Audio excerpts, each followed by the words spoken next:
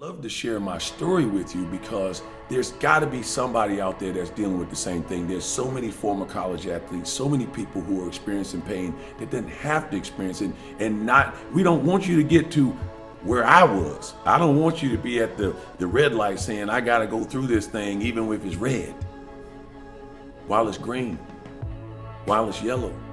I just want to share my story because if it'll get you to move in a direction that's going to change your life the way Egoscue changed mine, I'm down for that.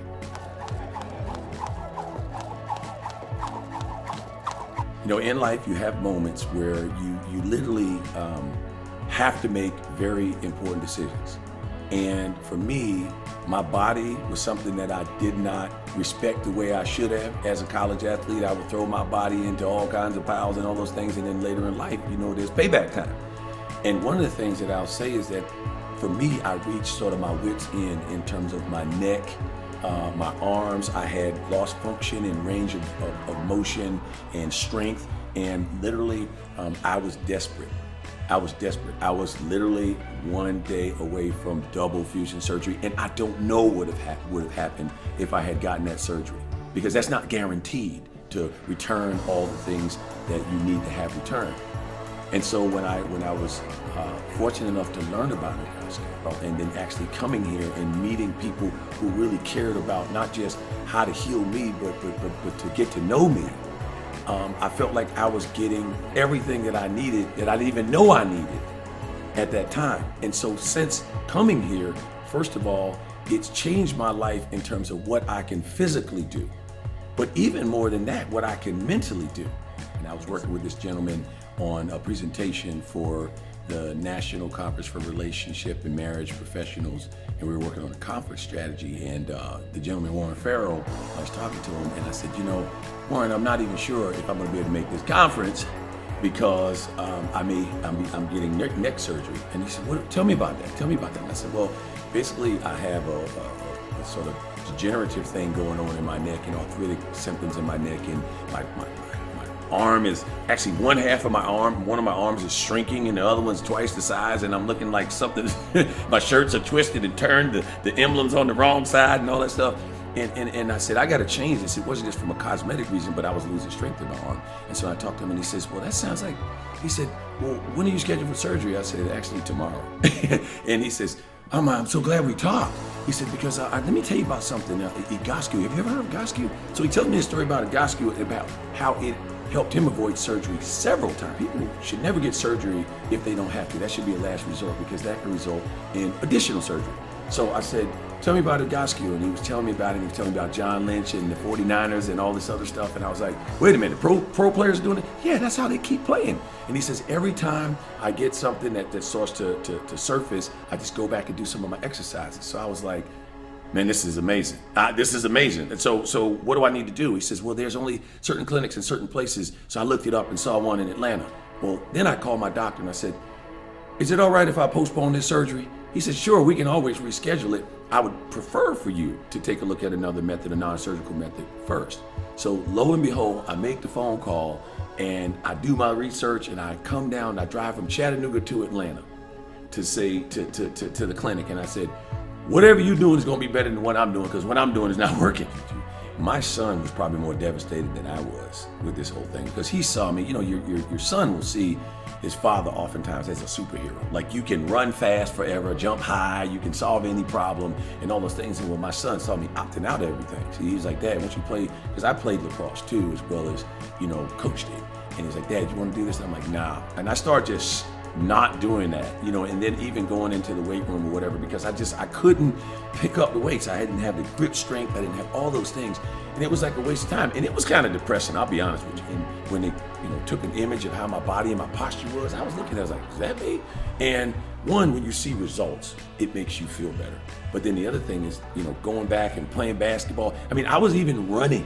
I went back to running, and I was sprinting. I was doing 50-yard sprints, you know, 50-yard jogs, and then I started doing 110s, like running the full 110 with real stride. And then I'm talking about when you can hear the wind in your ears, that means you're moving at a pretty good pace. And I was like, I'm back.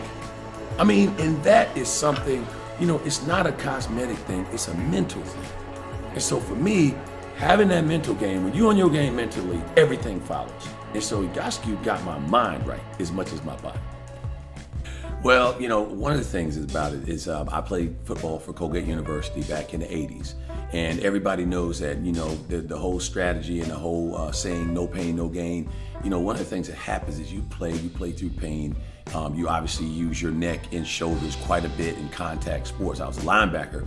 And the truth is, it was all good. It was all great and dandy. And I remember used to have put heat pads on my neck every Sunday, because Saturday, I was like, why is my neck so sore? Because you're just using it all the time. When you play sports, every day you get up. I mean, when you wake up out of the bed, that first foot hits the floor, you're like, man, is my ankle going to work right now? That kind of thing. So you're used to playing through the pain in life in general.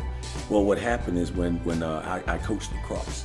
And when I was coaching lacrosse, one time I went over to move some goals. So when you get the goal, you got to kind of get underneath it and pick it up and just carry it around. And I was like, wait a minute, I can't even push this goal up with my left arm.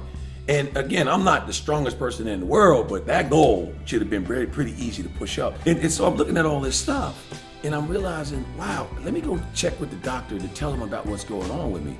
And literally they took the x-rays and the MRIs, and they looked at my neck and it's like, they showed me the MRI and I was like, this is your neck. And I'm like, well, what can I do about it? And that's when they recommended the fusion surgery, but they were like, maybe there's some therapy you could do before that. But honestly, I was getting the Peyton Manning surgery. I literally was looking online at people who had the surgery, and I was checking out the scar, and I was like, man, I'm gonna have to do the turtleneck thing a lot, no more V-necks, my whole gear. I was just preparing for it. I mean, honestly, that's what you do. Like at that point, you gotta accept reality and roll with it, and thank the good Lord that Egoscue was here, because I don't have that scar. I have a first who then what mindset about things, because with everything, you're always going to be your best when you have a great relationship with the person that's working with you.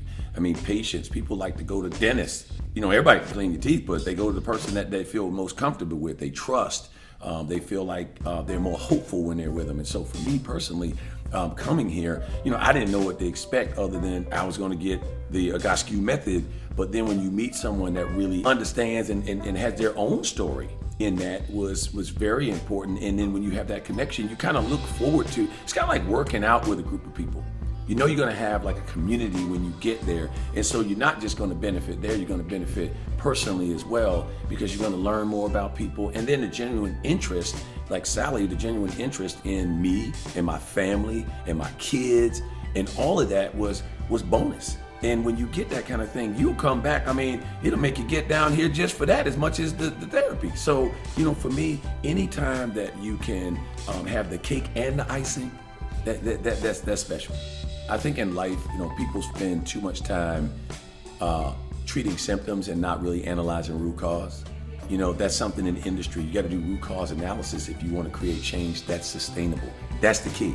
Because if you just treat symptoms, it can be something that works for you and then it goes away. But when you understand the root cause, you're not going to create more damage. And then you understand everything from your posture. I mean, even when I saw how my shoulders were rotated forward, I was like, wow, I'm not doing myself even if I would like go to the gym and say, let me work on something, I might not work on the right thing. So when you understand the why, then you're going to be more inclined to follow through with the what. And I think that's the part where it's like a revelation. You go, wow, I didn't even understand my body on this level. And now that you do, now you understand how to prevent some of these things in addition to how to remedy and move forward with the therapy. If you get to a point where, it's a desperation station right here, right? That's the Hail Mary. I'm throwing long. I don't care if you catch it or not. I'm just going to throw it as far as I can. Because in my life, it was, I was at a crossroad. It was literally surgery. Surgery was the end of the road for me. And so one of the things that happened, this conversation with Warren Farrell a day before, I mean, I've been talking to Warren Farrell all that other time, and I just happened to mention the surgery to him. And for him to say Egoscue, and this is work, I Googled it, didn't know anything about it, but I had enough faith because I had faith in him.